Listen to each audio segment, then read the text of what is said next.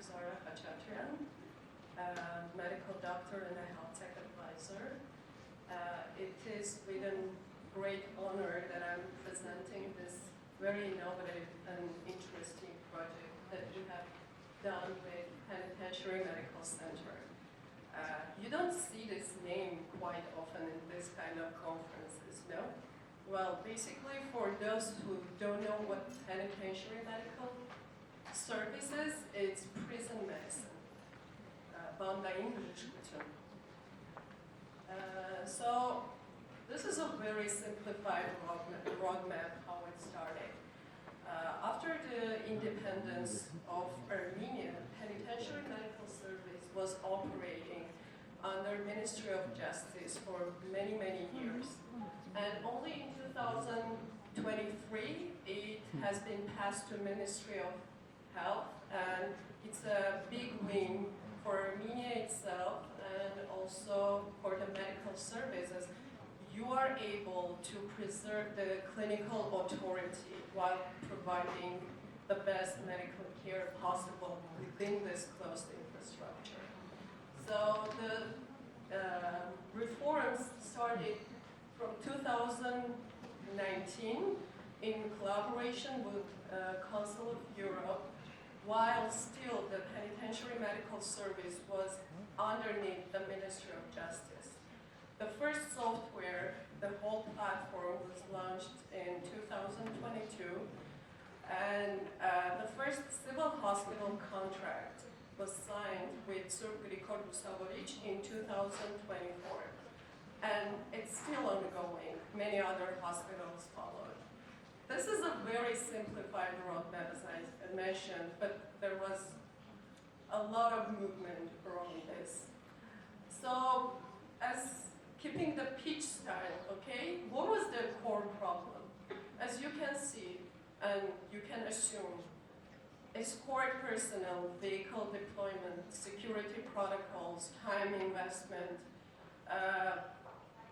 It is a model which works, but it's slow, it's expensive, and as a medical doctor, we are facing many challenges because of the delays.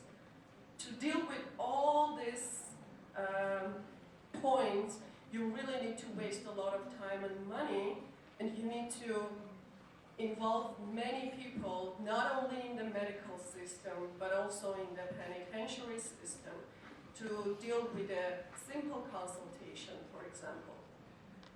So we came up with a solution, and you know, it's mandatory in this tech booming times to be able to adopt the best what we have in the market, let's say it so. So the telemedicine solution is a big tool, but it's also a big model for the cost reduction, staff optimization, and most importantly, immediate access to better healthcare. Of course, let's not forget about enhanced security, because in this setting, in prison medicine, fewer movement means fewer risks. And of course, scalable infrastructure. This is not the end, this is the beginning of something new and innovation within this very closed system. So, yeah.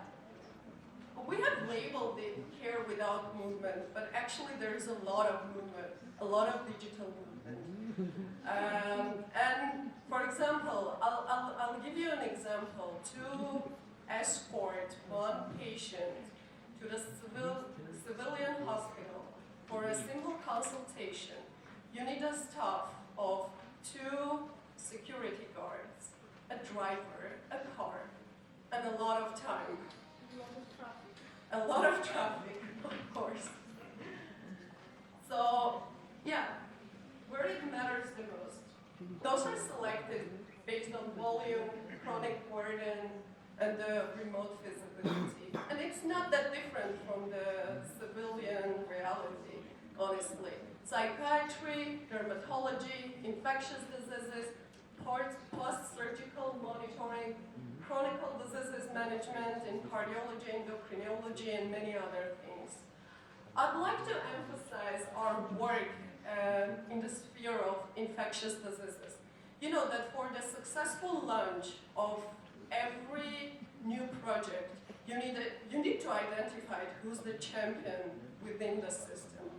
And we identified our champion, Dr. Khachatryan. She's here. She's an infectious diseases specialist, and she was one of the pioneers using this platform, and she can tell you more about it. Why it's important? Because starting from 2022, we started an HCV elimination pilot project within the penitentiary service, and we have overall 2,500 prisoners right now.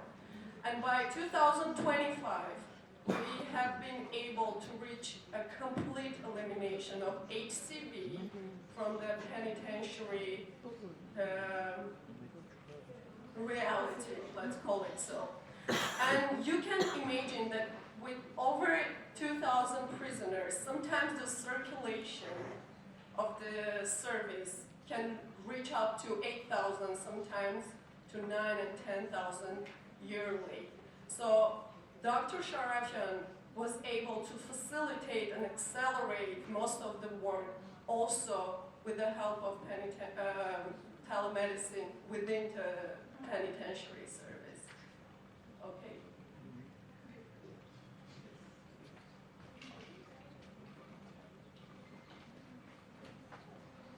While we are discussing the very specific prison medicine, we'll also talk about the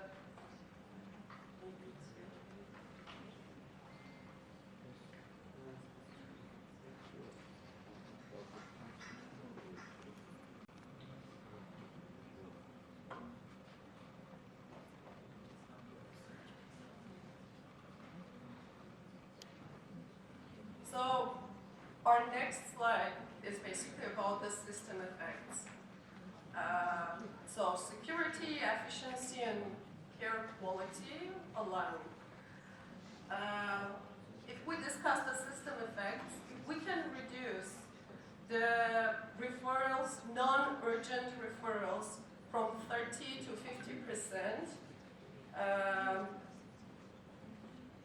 That will be a huge win for us, and we can reduce by that escort workload. We can achieve faster specialist decisions. We can achieve the digitally traceable consultations very easily. Shall I just continue? Yeah, I wish you could see the slides anyway. Why this matters strategically? Let's call about the strategy. So this is the first replicable public health model in telemedicine in Armenia, because it's not only within the penitentiary medical service, but it's a pilot program, and we're happy to share our experience with anyone who's interested. So what it means it's easily scalable nationwide, adaptable, for example, in rural areas or in other secure settings.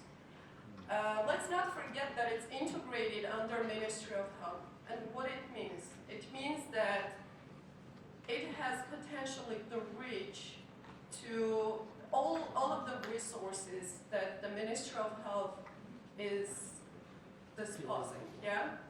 And our recent experience with COVID-19 taught us that we can never rely on in-person consultations anymore in this changing world.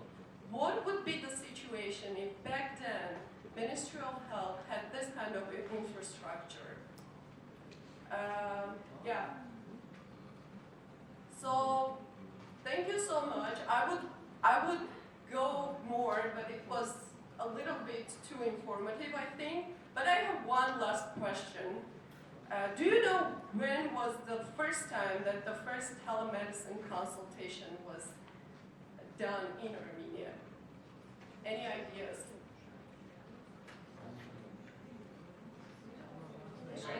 When? Like, give me a number. Give me a year. Perfect. So yeah, for the ones who didn't listen to our lawyer, I remember. So the first telemedical consultation was in 1989, right after the earthquake, and it started in March till July. And it was facilitated back then by NASA.